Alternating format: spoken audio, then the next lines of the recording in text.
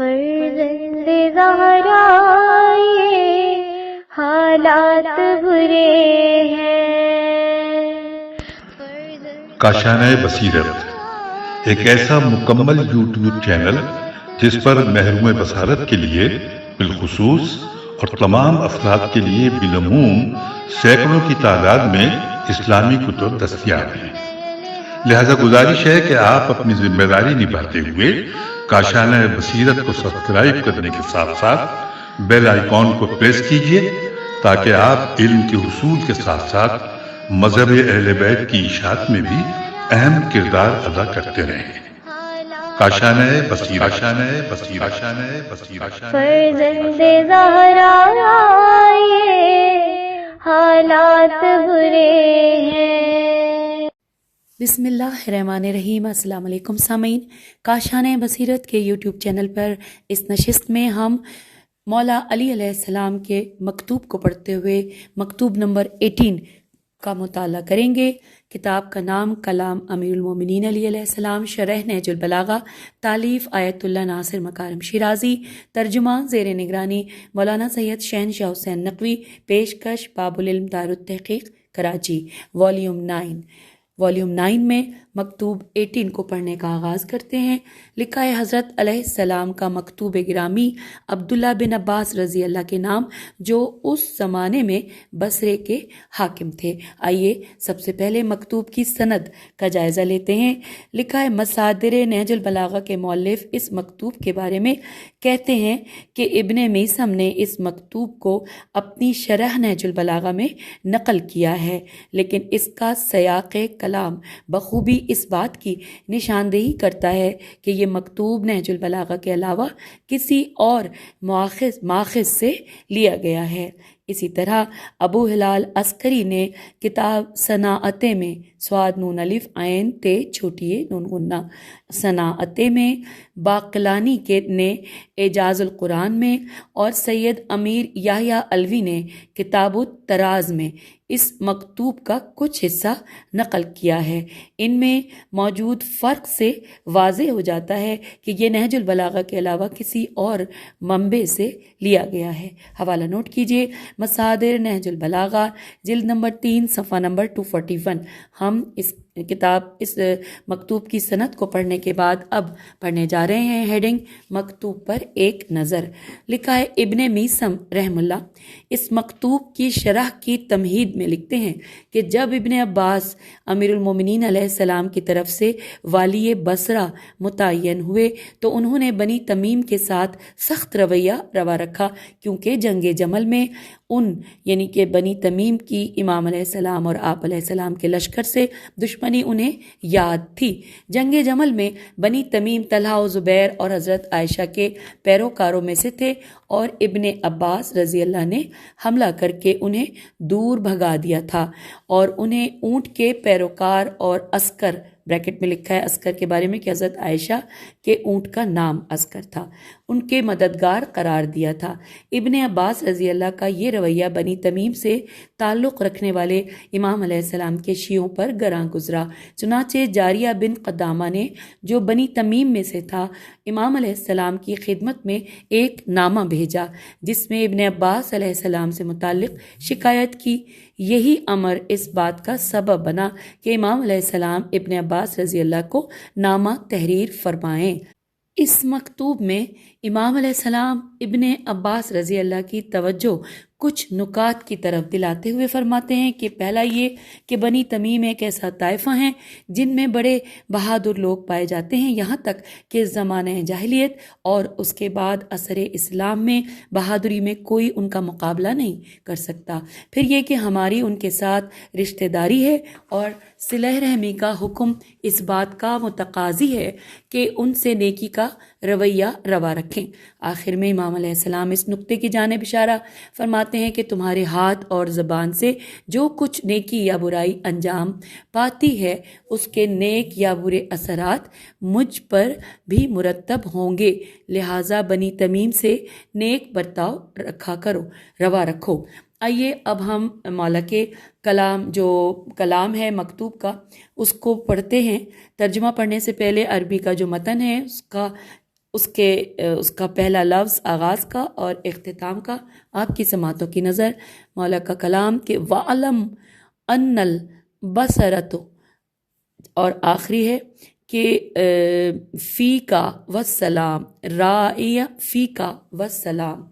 ترجمہ یاد رکھو کہ یہ بصرہ ابلیس کے اترنے اور فتنوں کے ابھرنے کی جگہ کا نام ہے، لہٰذا یہاں کے لوگوں کے ساتھ اچھا برتاؤ کرنا اور ان کے دلوں سے خوف کی گرہ کھول دینا۔ مجھے یہ خبر ملی ہے کہ تم بنی تمیم کے ساتھ سختی سے پیش آتے ہو اور ان سے سخت قسم کا برتاؤ کرتے ہو، تو یاد رکھو کہ بنی تمیم وہ لوگ ہیں کہ جب ان کا کوئی ستارہ ڈوبتا ہے تو دوسرا ابھر آتا ہے۔ یہ جنگ کے معاملے میں جاہلیت یا اسلام میں کبھی بھی کسی سے پیچھے نہیں رہے ہیں، اور پھر ہمارے ان سے رشتہ داری اور قرابت کا تعلق بھی ہے کہ اگر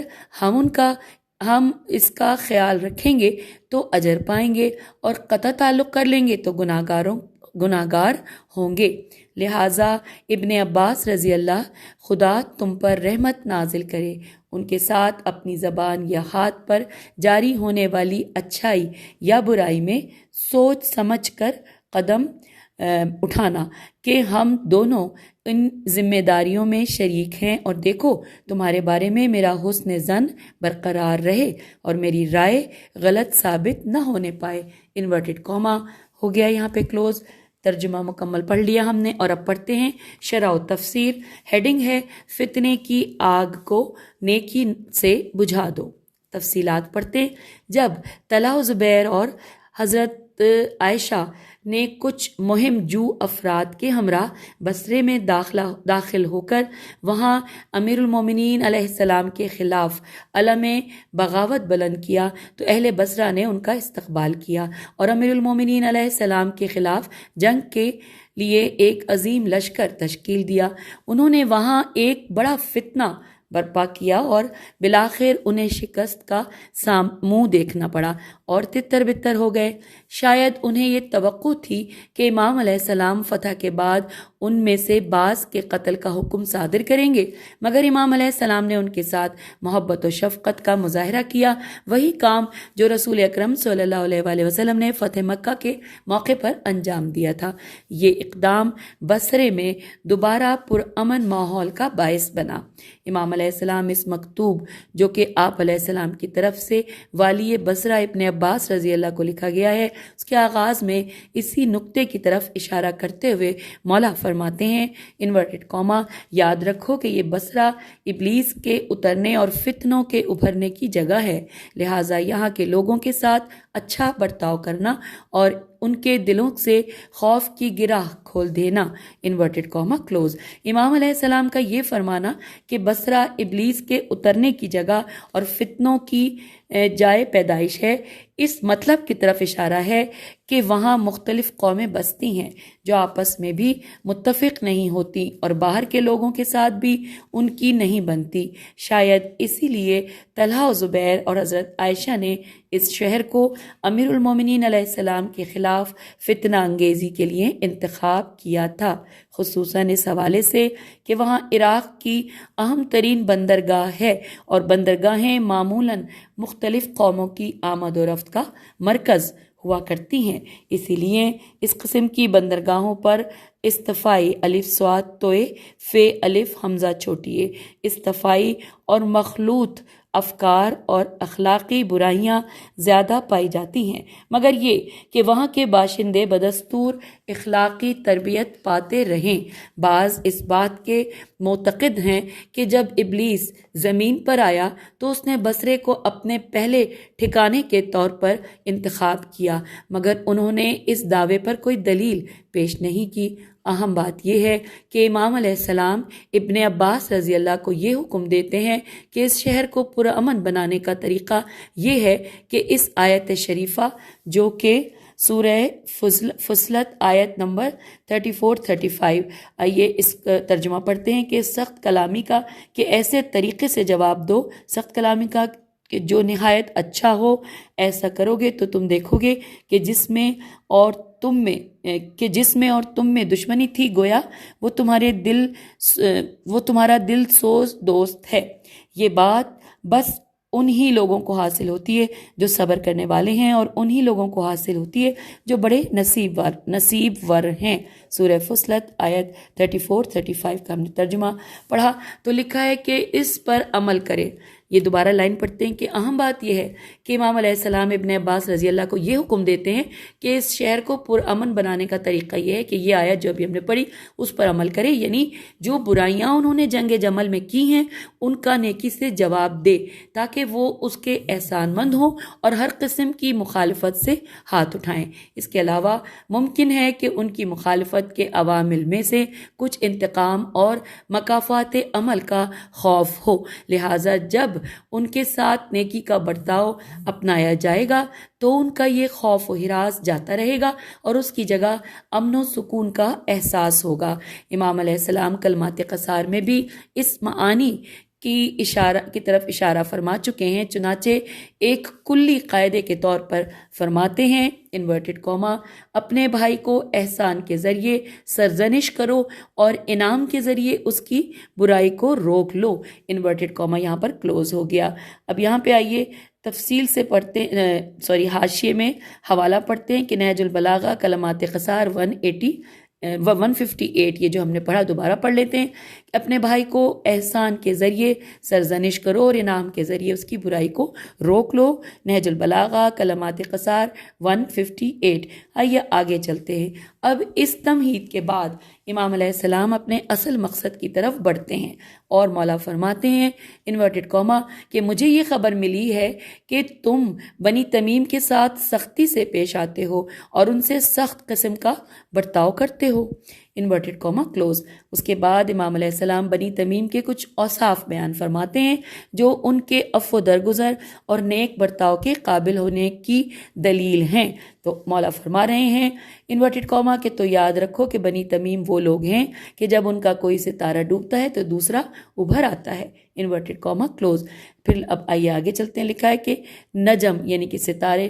کی تعبیر اس نقطے کی طرف اشارہ ہے کہ وہ لوگ ہمیشہ ممتاز شخصیتوں کے حامل رہ چکے ہیں کہ اگر ان میں سے کوئی چلا جاتا ہے تو دوسرا اس کی جگہ آ جاتا ہے۔ اسی وجہ سے عرب قبائل میں مدیر اور صاحب تدبیر افراد ہمیشہ ستاروں کی طرح چمکتے رہے ہیں۔ دوسرے وصف میں امام علیہ السلام فرماتے ہیں انورٹڈ کوما کہ یہ جنگ کے معاملے میں جاہلیت یا اسلام میں کبھی بھی کسی سے پیچھے نہیں رہے ہیں، انورٹڈ کوما کلوز۔ اس بات کے پیش نظر کہ لغت میں وغم واو غین میم یہاں پہ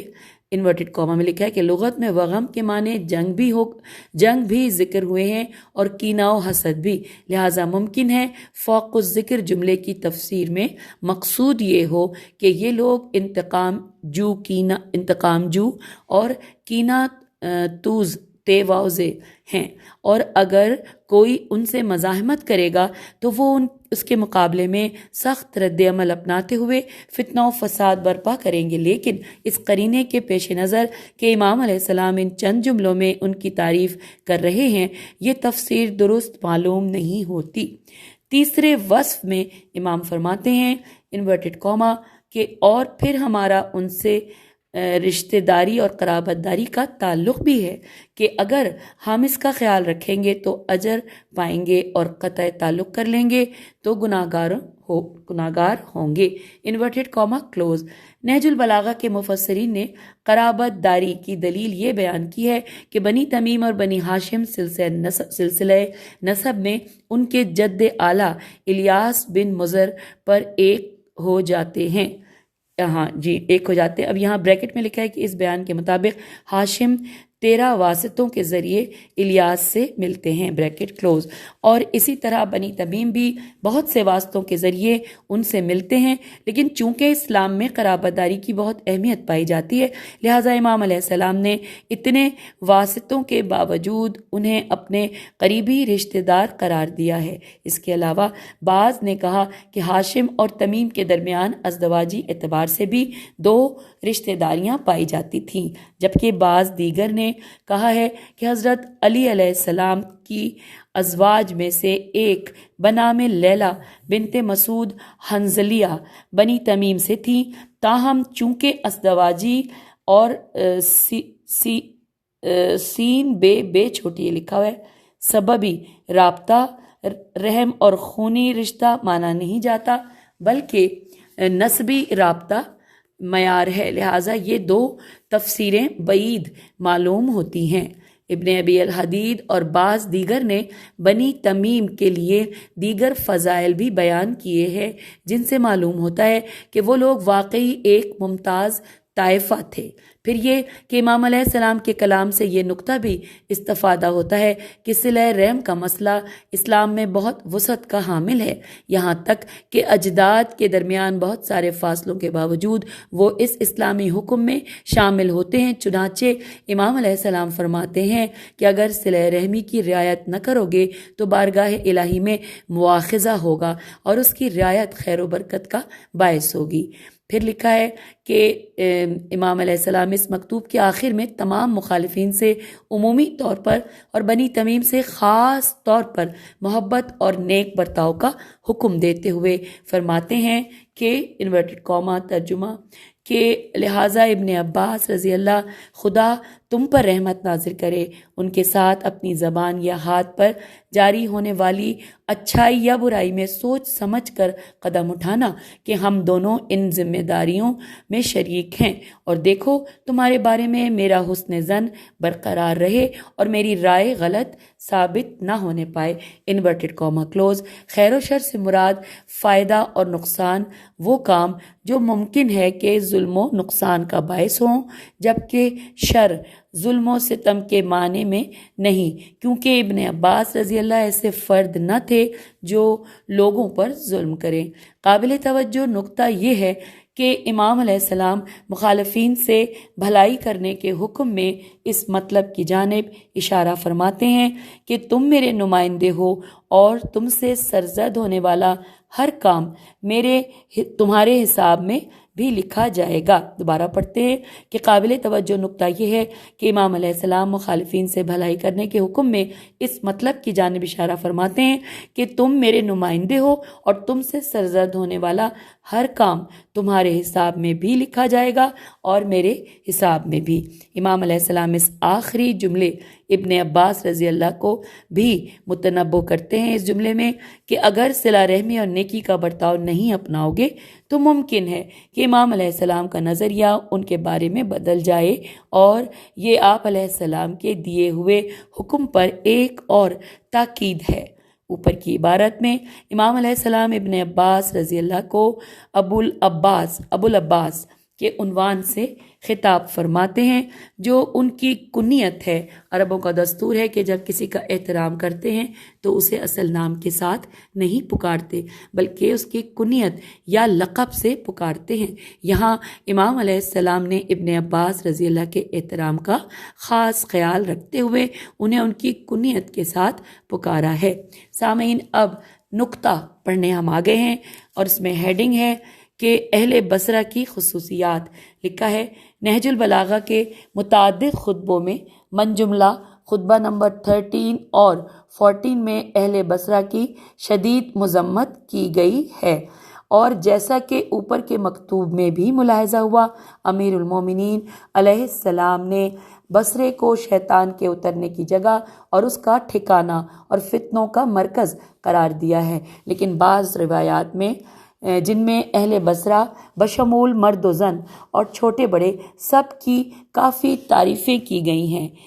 اس کے قرینے سے معلوم ہوتا ہے کہ امام علیہ السلام کی اس مذمت میں ایک مخصوص دور پیش نظر تھا، یعنی وہی دور جب جنگ جمل کی آگ بھڑکائی گئی اور طلحہ و زبیر جیسے سرکشوں اور عہد شکنوں کی حمایت کی گئی اور بہت سے مسلمانوں کا خون بھی بہایا گیا. اس بنا پر مذکورہ مذمتیں اس بات کی دلیل نہیں کہ اس شہر میں داخل ہونے والا ہر شخص یا وہاں کے مقامی باشندے ہمیشہ تاریخ میں قابل مذمت ہیں اور صلاح و سعادت کی اہلیت نہیں رکھتے، بخصوصاً اس حوالے سے کہ ان کے درمیان بہت سے جید علماء، دانش مند، قراء اور محب اہل بیت علیہ السلام موجود تھے. ہم یہاں پر مکتوب 18 کو مکمل پڑھ چکے ہیں. آپ سے اجازت چاہتے ہیں. خدا حافظ. فی امان اللہ.